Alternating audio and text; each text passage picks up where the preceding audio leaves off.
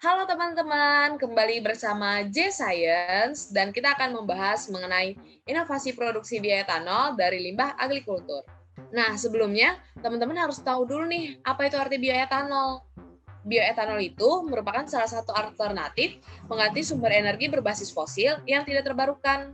Bioetanol itu mendapatkan awalan bio, yang artinya diproduksi menggunakan bantuan mikroorganisme yang mengekstraksikan etanol dalam proses metabolismenya.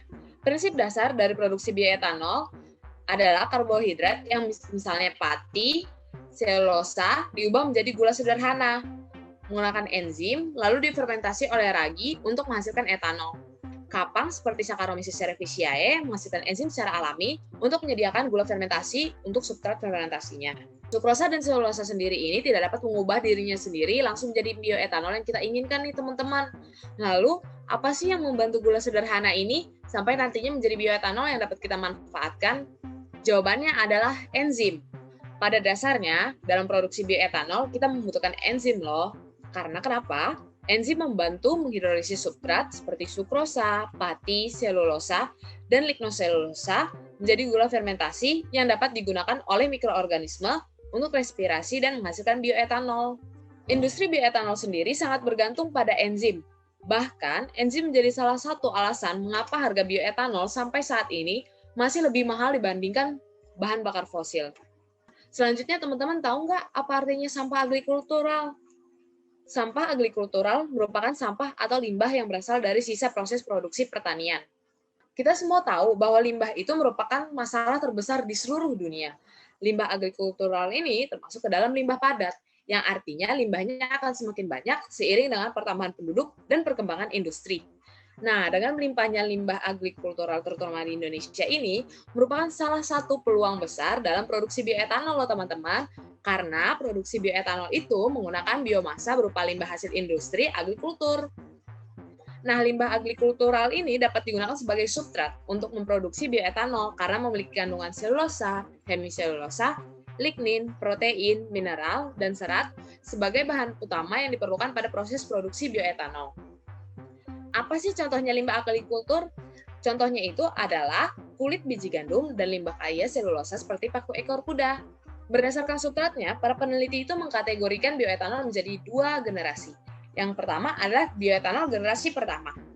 Bioetanol generasi pertama adalah bioetanol yang menggunakan bahan baku biomasa yang mengandung sukrosa, misalnya bit, tebu, atau molase. Kebanyakan bioetanol generasi pertama ini memakai bahan baku tanaman pangan yang menyebabkan terjadinya kompetisi dengan industri makanan dan pakan. Sedangkan bioetanol generasi kedua adalah produksi bioetanol yang menggunakan bahan selain pangan dan kaya akan kandungan lignoselulosa. Limbah agrikultural merupakan salah satu sumber bahan baku yang potensial untuk mendukung produksi bioetanol generasi kedua.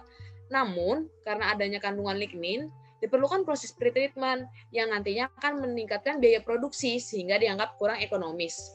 Selain substrat yang tadi, teman-teman, produksi bioetanol perlu didukung juga proses enzimatisnya.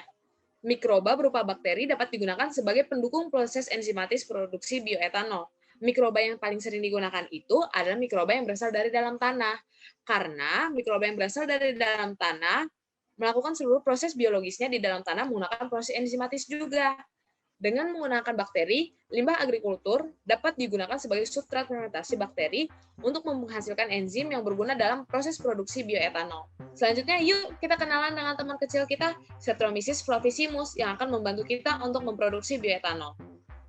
Bakteri Streptomyces flavissimus merupakan bakteri gram positif dan termasuk dalam genus Streptomyces. Kamu tahu nggak sih, ditemukan strain baru dari Streptomyces flavissimus yang bernama CKS7. CKS7 ini memiliki potensi untuk digunakan pada produksi enzim untuk produksi bioetanol generasi kedua. Potensi dari strain ini diketahui dari pengetasan enzim dari CKS7. Dari pengetasan tersebut, menunjukkan bahwa CKS7 menghasilkan enzim yang dapat menguraikan selulosa, yaitu karboksimetil selulosa dan avisal. Ide besar dari produksi bioetanol generasi kedua adalah dengan menggunakan Streptomyces flavissimus CKS7 dalam produksi bioetanol menggunakan limbah agrikultural sebagai substrat. Limbah agrikultural yang memiliki kandungan lignoselulosa yang tinggi digunakan sebagai substrat untuk menghasilkan enzim mentah atau crude enzyme. Enzim yang dihasilkan kemudian digunakan untuk proses hidrolisis limbah agrikultur sehingga proses produksi bioetanol dapat dilakukan. Nah, proses lengkap produksi bioetanol ini, mari kita simak pembahasan selanjutnya.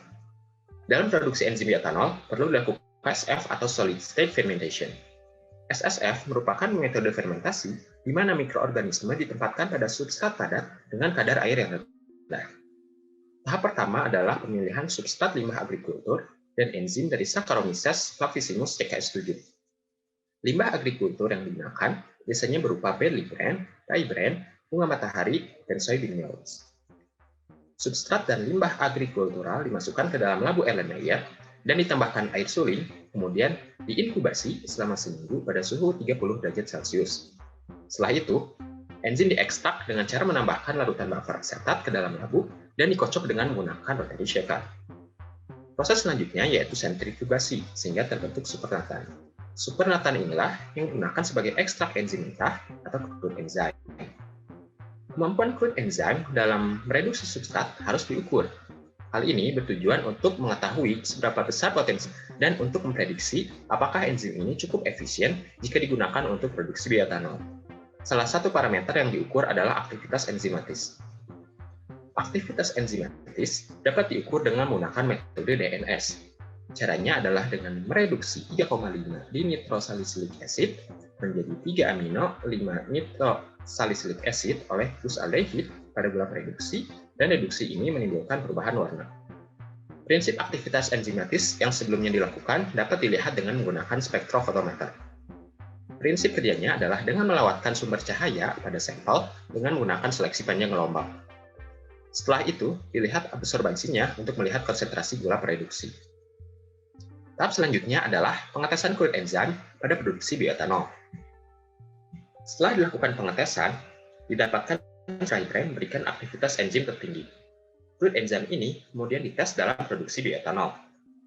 Substrat yang digunakan adalah tanaman ekor kuda, kapas corona pre-treated, kapas biasa, yellow gentian, dan limbah perkebunan jagung. Ekor kuda dan kapas corona pre-treated dipilih sebagai substrat bioetanol karena jumlah gula reduksi yang paling besar. Substrat ini kemudian difermentasi menggunakan radi Saccharomyces cerevisiae di dalam orbital shaker. Konsentrasi etanol setelah fermentasi untuk substrat ekor kuda dan kapas corona pre-treated berturut-turut adalah 0,46% dan 0,39%. Produksi bioetanol secara keseluruhan dapat digambarkan pada video ini. After biomass is collected and transported to the processing facility, it undergoes a pre-treatment process, so the components of the biomass are easier to break down with enzymes in the subsequent steps. Steam or water, sometimes in the presence of chemicals, is used to break down the biomass into cellulose, hemicellulose, and lignin. In one possible approach, acid is used for pre-treatment. However, enzymes can't operate in highly acidic conditions, so a base is used to balance the pH, and the mixture is cooled before the enzymes are added. Enzymes perform a chemical reaction called hydrolysis. During this process, the enzymes break the cellulose chains into glucose and the hemicellulose chains into xylose. Glucose and xylose are the sugars that can most readily be fermented into ethanol or other biofuels. During the fermentation process, the mixture is inoculated with microbes, such as yeast or bacteria, that digest the sugars and secrete compounds that can be used as biofuels or biofuel components. This total conversion process takes approximately 3 to 5 days. Terima kasih telah menonton video ini. Jangan lupa untuk mengklik tombol like jika video ini bermanfaat, dan berikan saran dan kritik kamu di kolom komentar di bawah.